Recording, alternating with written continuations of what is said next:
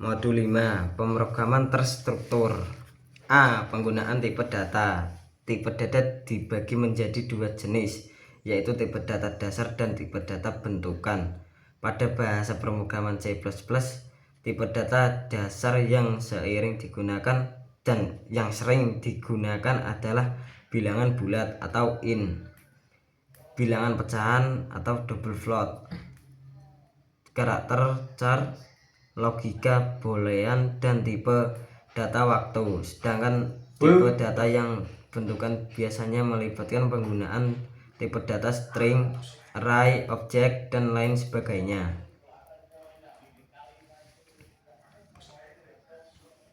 Menggunakan tipe data dasar. Tipe data dasar yang biasanya digunakan dalam bahasa C++ yaitu int, double float, char, bool, dan datem.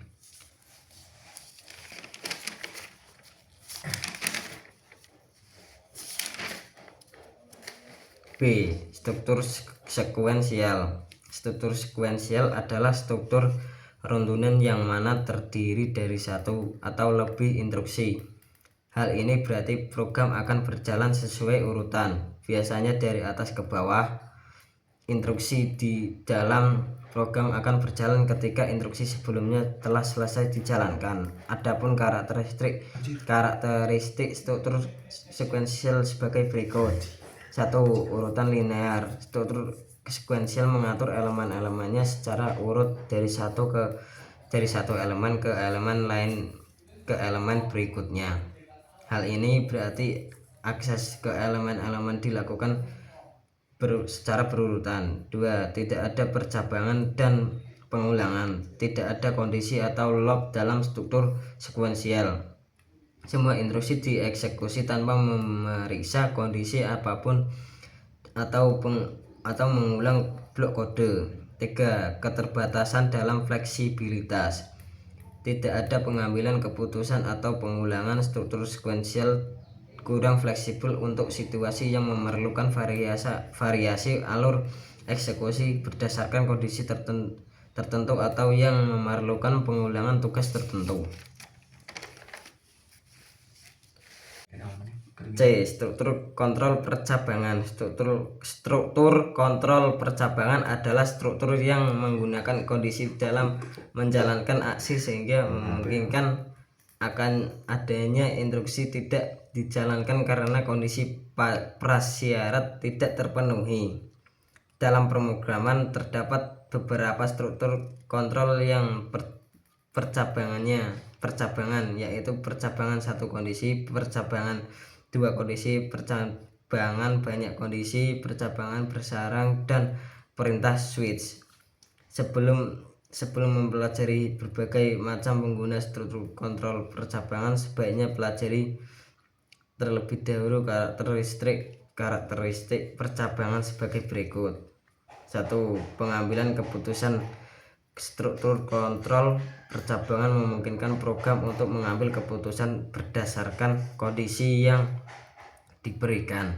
2. Fleksibilitas. Struktur kontrol percabangan memiliki fleksibilitas dalam merancang algoritma karena memungkinkan untuk mengubah alur eksekusi berdasarkan kondisi yang ada. 3. Pemilihan alur eksekusi. Program dapat memilih alur eksekusi yang berbeda berdasarkan kondisi yang diberikan. Hal ini memungkinkan program untuk menyesuaikan perilakunya sesuai dengan situasi yang terjadi. D. Struktur kontrol perulangan. Struktur kontrol perulangan adalah struktur kontrol yang mengatur sekumpulan perintah untuk dijalankan sebagai berulang atau loop. Perintah yang dijalankan secara berulang ini bisa diatur beberapa banyak pengulangan atau diulang sesuai dengan kondisinya. Adapun karakteristik struktur kontrol perulangan sebagai berikut. 1. Pengulangan berulang. Struktur kontrol perulangan memungkinkan sebuah blok kode untuk dieksekusi secara berulang selama kondisi terpenuhi. 2. Pengecekan kondisi. Sebelum iterasi pengulangan, kondisi yang diberikan evaluasi. Jika kondisi tersebut terpenuhi, blok kode dalam perulangan akan dieksekusi. Kemungkinan adanya infinity loop. Salah penggunaan struktur kontrol perulangan dapat menyebabkan terjadinya infinity loop, di mana program akan terus-menerus berjalan tanpa berhenti. Struktur kontrol perulangan terdiri atas 3 bentuk, yaitu for, while, dan do while. Struktur data. Struktur data adalah konsep penting dalam pemrograman komputer yang mengatur dan menyimpan data dengan cara tertentu, sehingga data tersebut bisa diakses dan dimanipulasi secara efisien. Data yang disimpan dapat berupa angka, huruf, atau simbol yang diatur dalam kolom-kolom blok-blok tertentu. Salah satu konsep utama dalam struktur data adalah node. Node merupakan elemen dasar dalam sebuah struktur data yang menyimpan sebenarnya serta referensi atau pointer ke node berikutnya dalam struktur. 1. Struktur data statis. Struktur data statis adalah jenis struktur data di mana ukuran dan bentuknya telah ditentukan pada saat kompilasi sehingga tidak dapat diubah selama runtime. Penentuan ukuran dan bentuknya ini berarti bahwa alokasi memori untuk struktur data tersebut dilakukan sekali dan kapasitasnya tidak bisa ditingkatkan atau dikurangi setelah program mulai berjalan. Walau bernilai tetap, data di dalam struktur data statis bisa diubah. Contoh umum dari struktur data statis adalah array.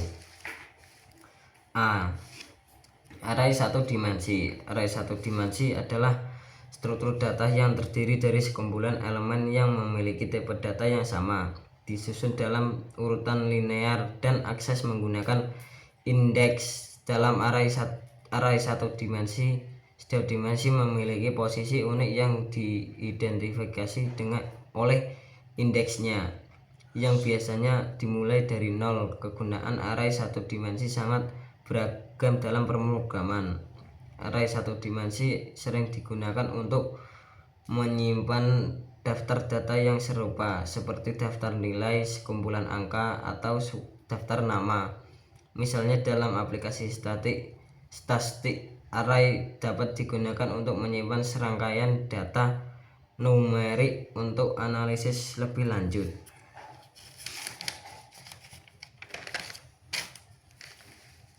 B. Multidimensi. Array multidimensi adalah struktur data yang memperluas konsep array satu dimensi ke lebih dari satu indeks, memungkinkan penyimpanan data dalam format tabel atau matriks. Array ini bisa terdiri dari 2 dimensi atau array 2 dimensi atau lebih, di mana setiap elemen diidentifikasikan oleh serangkaian indeks. Dalam array 2 dimensi misalnya setiap elemen diakses menggunakan data indeks, 1 untuk baris dan 1 untuk kolom. 2. Struktur data dinamis. Struktur data dinamis adalah struktur data yang elemen datanya tersusun secara sekuensial, linear, dan kapasitasnya tidak tetap atau dinamis. Dengan kata lain, kapasitasnya bisa berubah seiring berjalannya proses yang dilakukan terhadap struktur data tersebut. Linked list. Linked list adalah salah satu bentuk struktur data yang berisi kumpulan data atau node yang tersusun secara sekuensial, saling menyambung, dinamis, dan tidak terbatas. Pada linked list, setiap item berada di sebuah node elemen data yang dihubungkan dengan link atau objek link. B. Stack. Stack adalah suatu susunan koleksi data di mana data yang dapat ditambahkan dan dihapus selalu dilakukan pada bagian akhir data yang disebut dengan top of stack. Stack bersifat LIFO atau last in first out. Artinya nilai yang terakhir masuk ke dalam stack akan menjadi yang pertama keluar dari stack. Sederhananya stack seperti pada tumpukan buku di mana buku terakhir yang diletakkan di atas tumpukan adalah buku pertama yang bisa diambil.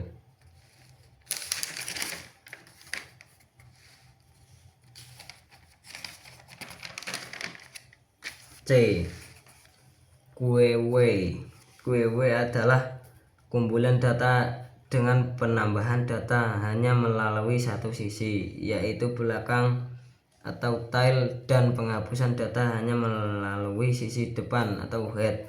Berbeda dengan stack yang bersifat LIFO, maka queue bersifat FIFO atau first in first out, yaitu data yang pertama masuk akan keluar terlebih dahulu dan data terakhir masuk akan keluar terakhir. Elemen yang pertama kali masuk ke dalam queue tersebut elemen depan atau front atau head of queue.